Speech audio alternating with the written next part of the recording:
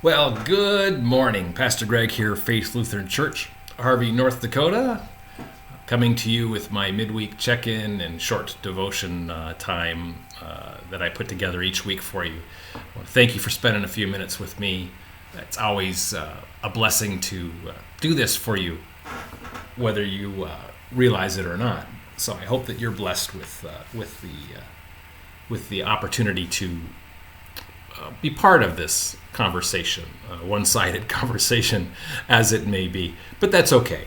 That's the way it is, and I'm happy to do that as well. So what's cooking here at Faith Lutheran Church in Harvey? Well, it's the same old usual stuff. It's October, so we're in harvest mode as far as finishing up. I see the combines in the bean fields as Judy and I came home from Camp LMA last week, or the other day, yesterday, what day was? Time flies, doesn't it? So it's good to see that happening.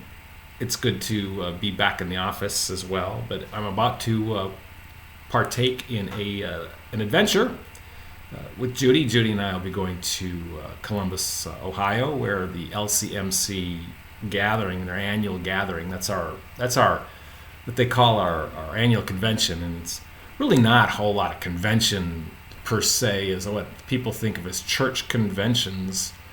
It's more of a gathering of people that belong to LCMC, and we come together to support, pray for, and help each other. And so that's done through speakers. It's done through breakout sessions that have great opportunity to learn. It comes through, a business meeting, because the LCMC, even though it's pretty lean, it still has to do a business meeting. And so that part usually takes as much as 20 minutes. There's two sessions, so 20 minutes or so, and then another 20-minute one later if need be. Anyway, I don't want to dwell on that. It's a beautiful time to come together. We get to gather together with people we haven't seen in a long time. We get to meet new people and to see what they're up to. So that's always good to know. So while I'm gone, I'll be leaving on Saturday. Judy and I are flying out there, and we'll be back.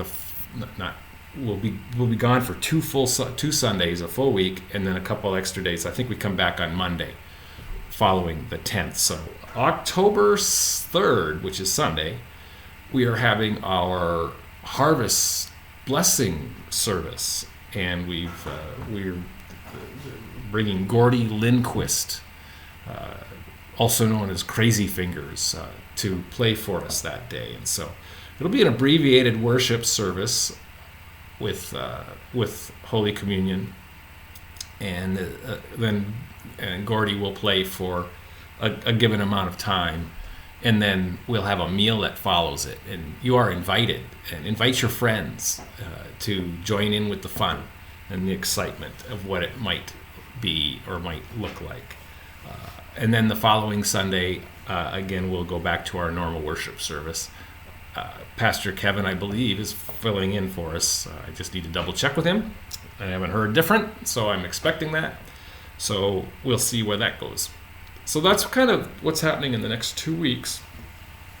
The men's groups and the women's groups are continuing to meet, and the Webb's Wednesday night group continues to meet, and that group is actually starting to grow a little bit. So we're kind of excited about that.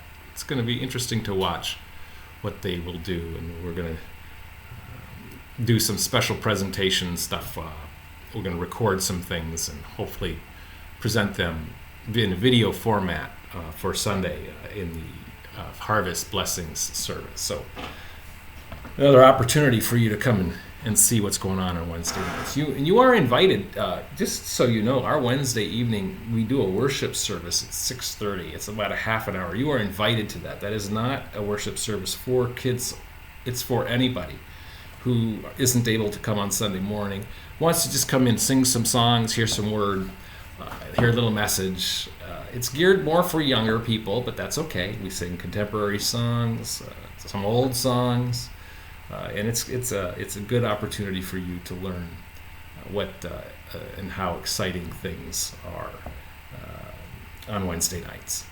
So, yeah, I don't really know what else is going on, and so at this point, you might, if you have an opportunity to help in any of those aspects.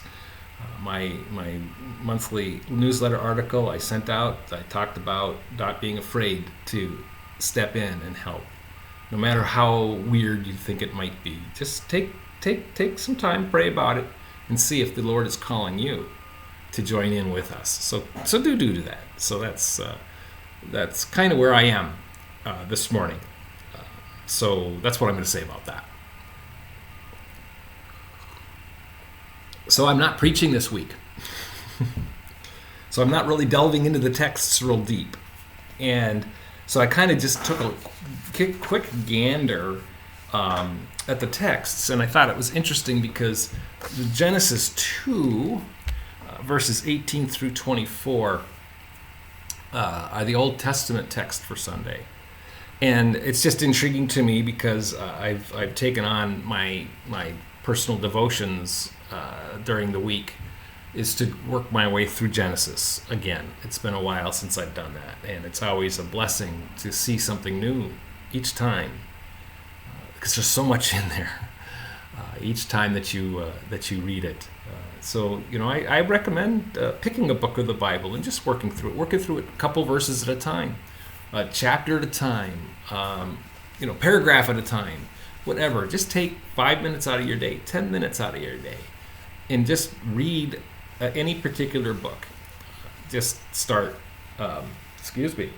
with something that's a little easier than Numbers or some of those other texts.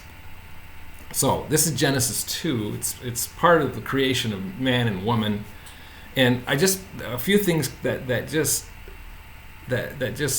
pop off the page for me are this idea that we get to see God's creation in everywhere that we are. The Lord God formed, this is verse 19, every beast, every bird of the heavens, and he brought them to man to see what man would call them. And the man, of course, man or Adam, or mankind if you prefer, is called every living creature a name. And that's what we call them today. So the problem is that Adam didn't have a helper. There was no one to live in relationship with Adam. All the animals were male and female because God created them that way. But Adam didn't have a suitable mate. And so God creates woman. And I'm not getting into that argument today. Just God creates woman out of Adam or out of mankind. I mean, they're both from the same place. God created both. It's not like one was created from. So Adam says, I got a name. He names woman because she was taken out of man. Well, and that's verse 23. But where I'm leading to is, first of all, God's creation is beautiful. All of it, every single thing of it, even those little pesky ants and gnats, and yes, even our hornets that we have here in the fall, feasting on the dead bugs on front of your vehicle. Even those, and they all have a purpose. We may not understand the purpose, but the purpose is there, and we can study it and figure it out maybe, but we still don't know how that was all created. So that's where we are. So see God's creation in everything that you do. But then at the end of this, verse 24,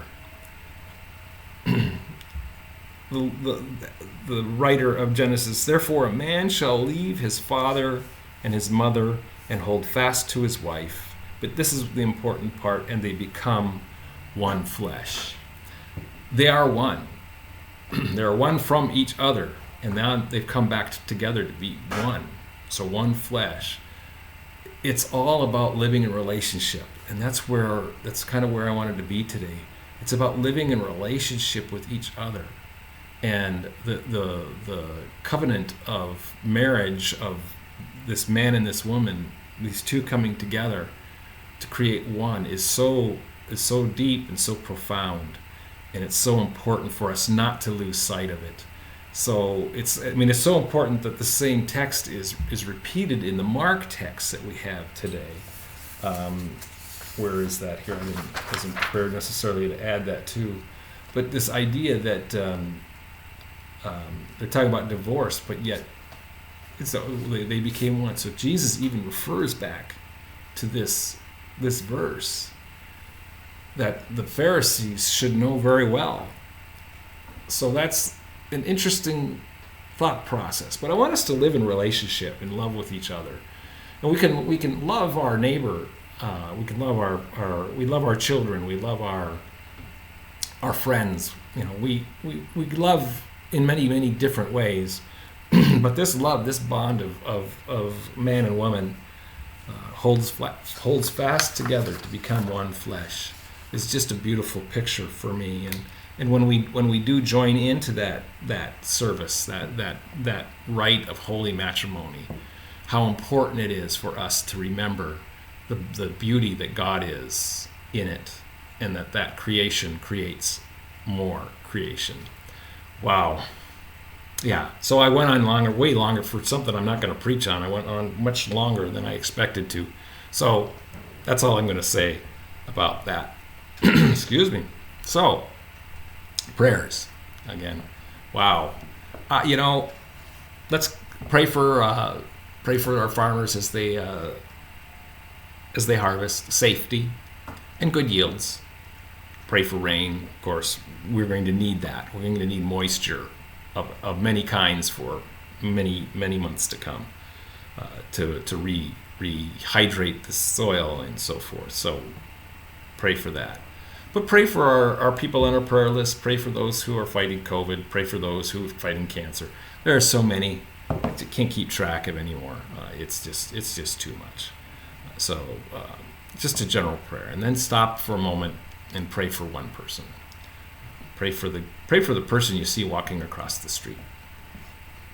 Just pray for them. Do they need prayer? Absolutely. Doesn't everybody appreciate prayer? I know I do.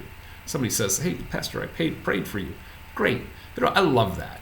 I love that somebody thinks enough of me as their neighbor to pray for me. So go for it. So